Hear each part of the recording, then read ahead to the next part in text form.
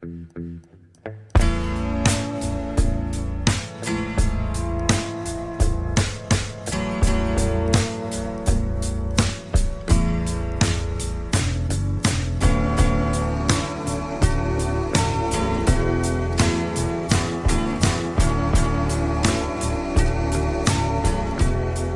up, witches? You're listening to the Bewitching Hour.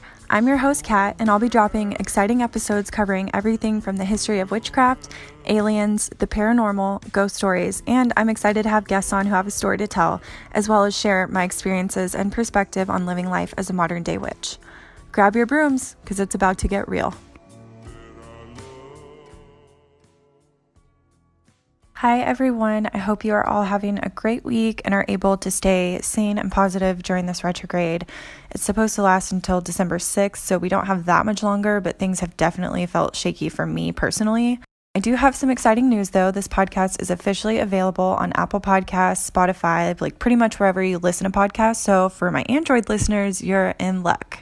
This is actually going to be my first solo episode, and I wanted to talk about what I do to stay grounded, especially during retrogrades. And honestly, like the most important and therapeutic thing for me is to just get outside.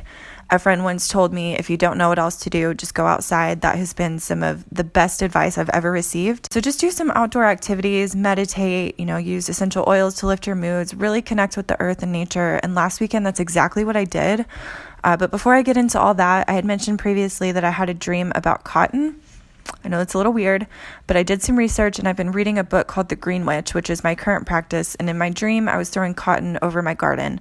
It didn't really make much sense in the dream, but I found a small part in the book that talks about cotton, and it kind of validated for me at least that I'm on the right path. In the book, it talks about the practice of carrying cotton when you are walking around in nature and how cotton has protective qualities. So think about it.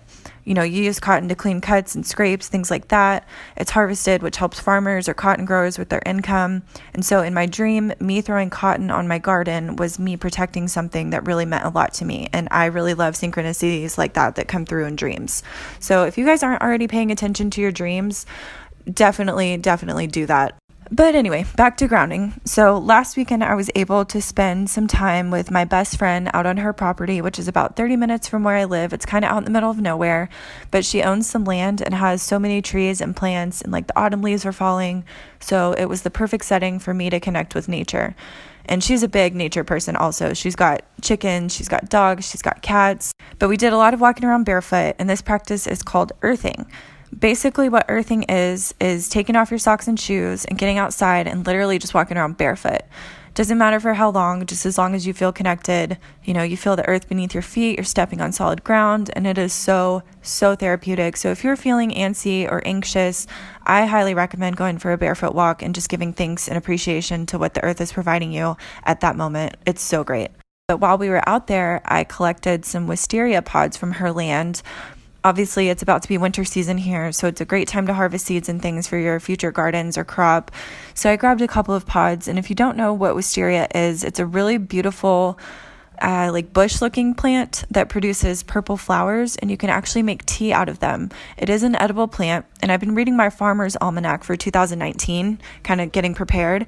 And January 1st, 18th, the 19th, the 24th, or the 26th, so they're all supposed to be the best days to plant seeds to ensure healthy growth of whatever it is that you are trying to grow.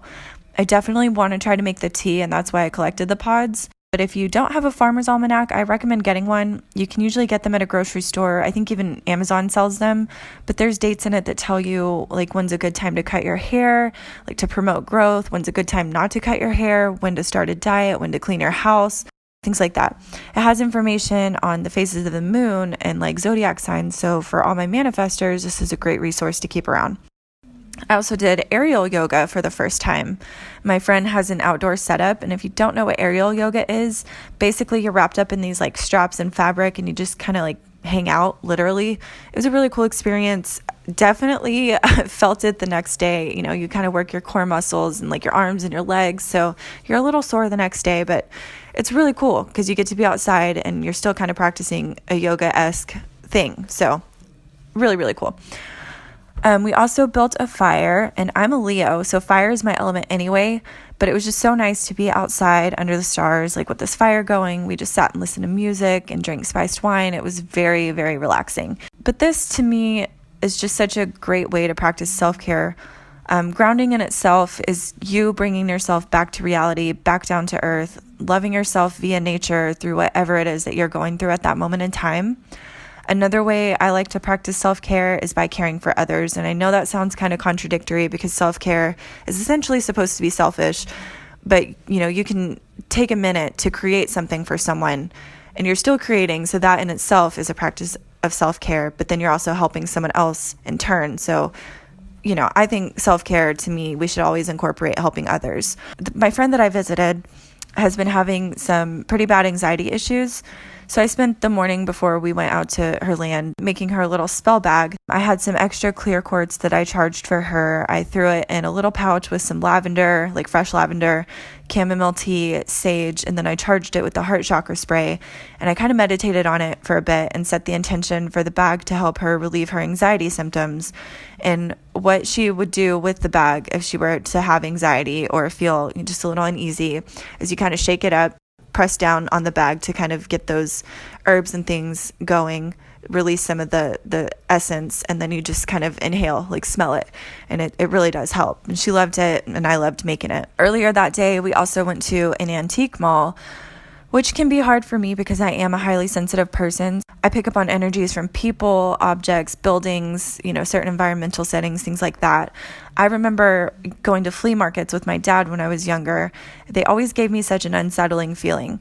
It's a little hard to explain, but it's like the objects that are in the market or the mall once belonged to someone else, and so they have the potential to still hold that individual's energy, and I feel it every time. I get a rush of like sad feelings or feel very overwhelmed. It's not necessarily always negative, but I always feel something, if that makes sense. Since energy never truly dies and it's always transferred, I really do think that energy can attach itself to objects. Like when I was little, I used to think that everything had feelings, like from my stuffed animals to salt and pepper shakers. And if my parents ever threw anything out that was an inanimate object, anything other than trash, I always kind of felt sad for whatever it was that we were getting rid of. I hope this makes sense for someone else, as kooky as it sounds. We went to that antique mall and I only bought like this bottle opener that's in the shape of a mermaid because I do love the ocean. That's one of the elements that I really appreciate. And so I found a little mermaid bottle opener, bought that, and now it's hanging on my wall and I love it. I also wanted to talk to you guys about Crazy Water. It's a company out of Mineral Wells in Texas, which is already a very high energy town. There's an old hotel called the Baker Hotel that's in Mineral Wells, and it was the first like quote unquote skyscraper that was built outside of the metropolitan area. It was built in 1929 after the stock market crashed, and so many famous people have stayed there because it was considered to be a luxurious place. Fun fact, Judy Garland even stayed there, so I feel like this hotel really put Mineral Wells on the map. I know there are plans to reopen it, but I'm not entirely sure when that's supposed to happen. I've only been one time, and it's like as soon as you step foot on the property, you feel so much. A lot of unfortunate and tragic deaths have happened there, like way back in the old days, and people love to ghost hunt at the Baker Hotel. The property itself is so pretty, and when I went, we didn't go inside because it was condemned at the time, but we did walk around and saw like the footbridge and the empty pool and just kind of soaked in the building from the outside. But anyway, Crazy Water is from there. It's naturally sourced from the Mineral Wells, and they have 4 different flavors, and by flavors, I mean mineralities, so like number 2 being the lowest number of minerals, number 4 being the highest. There's traces of lithium and magnesium in the water, which can alleviate anxiety and help you relax. And I think it's only sold at a few places here in Texas. I know Buc-ee's sells it, Central Market, and I think Kroger as well. But if you ever come across it, I would definitely grab a few bottles. My personal favorite is the Crazy Fizz, which is number 3, but carbonated. It's so good. But my friend lives right by Buc-ee's, so I grabbed as many of the Crazy Fizz bottles as I could, and I've been drinking it all week. It's really helped my mood. So shout out to Crazy Water. It's amazing. One last thing I do want to mention about grounding and self-care before I sign off is how important incorporating meditation and essential oils is, especially during retrogrades. I haven't really been sleeping well lately. And by not sleeping well, I mean like 4 or less hours a night. I know this is one of the ways my anxiety presents itself, so I've really been mindful about what I do before I try to go to sleep. Like I won't turn on the TV, I'll put my phone on Do Not Disturb. I'll honestly actually not even try to be on my phone before bed. And I've been diffusing oils and falling asleep to like chakra meditations, law of attraction meditations, things like that. My favorite blend right now is eucalyptus and ylang ylang. I hope I'm saying that right. Eucalyptus is a natural stress reliever anyway. Ylang ylang is a great mood uplifter. I actually put a couple of dabs behind my ears, kind of on my chest, so I can inhale it, and it really does help. And I just find a Law of Attraction meditation playlist on Spotify, and it's really been helping me fall asleep, stay asleep, and then I just wake up in such a better headspace. Again, essential oils are just one of the many natural gifts from Earth, and I really love utilizing them in my day-to-day practices. That's about it for this episode. I know it was kind of a short one. I just wanted to kind of update you guys and give you some things to think about. I am sending you all the loving vibes I have. Please don't let this retrograde get a hold of your mind, body, and spirit. You guys, we are all in this together. Have a great week. Thank you for listening to the Bewitching Hour podcast. Again, I'm your host, Kat, and you can follow me on Instagram at Kat Alexander with 2 R's. You can follow the Bewitching Hours Instagram at Bewitching Podcast. And please, don't forget to rate me 5 stars and leave a nice review. In perfect love and perfect trust, until next time. She was just a wish. She was just